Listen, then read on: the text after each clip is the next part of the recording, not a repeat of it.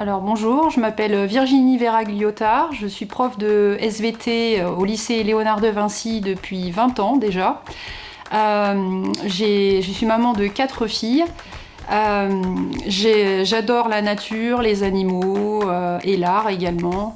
J'ai hésité d'ailleurs beaucoup au cours de mes études entre les sciences et l'art. Donc d'où mon intérêt pour l'écriture aussi. Quand vous est venue cette passion? Cette passion m'est venue quand j'étais au collège. Au collège, j'aimais déjà beaucoup rédiger des textes, enfin c'était des rédactions à l'époque, et je prenais beaucoup de plaisir à imaginer des histoires. Et j'étais très encouragée par mon prof de l'époque qui me mettait beaucoup en avant, parce que ça le faisait énormément rire mes histoires. Donc déjà à l'époque, j'aimais ça, puis après j'ai laissé un peu tomber,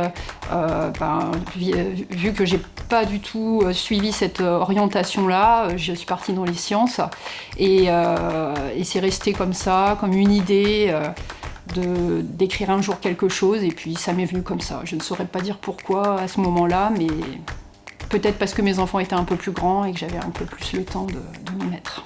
Voilà. Avez-vous un moment de prédilection pour écrire? Plutôt quand je suis seule à la maison, hein, parce que vu qu'à la maison il y a quand même pas mal de bruit avec mes enfants, il faut impérativement qu'elles soient donc à l'école et que moi je sois toute seule chez moi pour m'y mettre. Hein. S'il y a le moindre bruit, je ne peux pas du tout écrire. Pourquoi être passé au recueil de nouvelles après un roman? Alors le roman que j'ai écrit en premier, c'était ma première idée que j'avais, donc j'avais cette idée-là qui avait germé dans ma tête depuis un long moment, donc j'ai voulu écrire absolument cette histoire. Et puis après, j'ai laissé reposer pendant un an à peu près sans rien écrire du tout, mais j'avais d'autres idées qui trottaient, mais c'était plein d'idées indépendantes les unes des autres. Et donc quoi de mieux que de faire des nouvelles pour faire plein de petites histoires. Qui n'ont rien à voir les unes avec les autres, et du fait, pour les rassembler dans quelque chose de commun, j'ai voulu donc faire des nouvelles avec des chutes si possible surprenantes. Donc voilà, en gros, je connaissais la fin de mon histoire et j'ai essayé de bâtir l'histoire en essayant de perdre le lecteur pour arriver à une chute qui le surprenne. Voilà. Et peut-être qu'aussi les nouvelles sont moins chronophages. Quand on écrit une nouvelle, on s'y met une après-midi, 2 après-midi, et en général, on finit de l'écrire. Alors qu'un roman, c'est un travail de longue haleine, ça prend des semaines, quoi. Et comme je suis quand même très occupée à côté de ça, je me suis dit que les nouvelles, c'était une bonne alternative pour écrire, continuer à écrire sans tout abandonner. D'où vient le titre de votre recueil Chute? Alors chute, c'est un chute, ce qui définit chute, il faut se taire, il ne faut pas dévoiler la fin, voilà. Il ne faut pas spoiler la fin de l'histoire, et en plus, comme c'est des nouvelles à chute, donc c'est un jeu de mots aussi. Laquelle de vos nouvelles a été la plus autobiographique? Alors la plus autobiographique, c'est la dernière de mon recueil, de mon deuxième recueil, elle s'appelle Routine. Alors je me suis basée sur une description d'une semaine très chargée en travail, sachant que je suis maman de 4 enfants et que je travaille, donc c'est quand même très souvent le cas. Et j'ai essayé de décrire le plus fidèlement possible mon quotidien, qui était quand même assez chargé à l'époque. Et puis il y a aussi une part de mes angoisses dans cette nouvelle qui apparaît.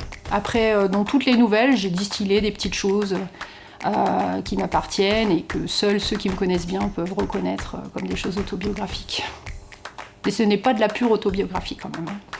Pourquoi avoir choisi de dépeindre la noirceur humaine dans le premier recueil? Alors je me suis toujours intéressée au comportement animal. Enfin, moi c'était le comportement animal qui était ma passion à l'origine.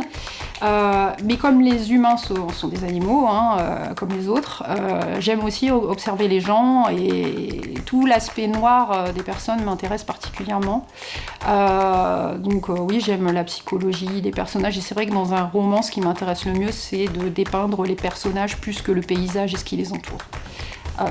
Et puis c'est vrai que dans notre quotidien, on est souvent confronté à des comportements qui sont pas toujours terribles venant des humains. Et c'est vrai que moi je suis quand même plus attirée par les animaux que par les humains. C'est comme ça. D'ailleurs, les animaux ont souvent une image beaucoup plus jolie que celle des humains dans mes histoires. Justement, laquelle de vos nouvelles renforce le plus cette satire sociale? Alors, il y en a beaucoup en fait. Je dirais la lettre. Dans la lettre, il y a donc c'est une histoire où on parle d'un corbeau qui envoie des lettres anonymes à un couple et le couple se voit parti dans une espèce d'explosion de suspicion avec les amis, etc. Et là, on voit vraiment la noirceur de l'âme humaine dans cette histoire. Après, dans plein d'autres histoires, on la voit aussi, mais c'est celle qui me vient là comme ça. Et le mot de la fin? J'espère que mon livre vous intéressera, que vous prendrez plaisir à le lire. Et n'hésitez pas, sur Internet, il est disponible sur tous les principaux sites. Alors vous pouvez le demander en librairie aussi sur commande, disponible de partout. Donc Chute, recueil de nouvelles à Chute, tome 1, tome 2. Et il y a aussi le Coucou qui est toujours disponible. Voilà. Et merci à vous de m'avoir interrogée et invitée ici.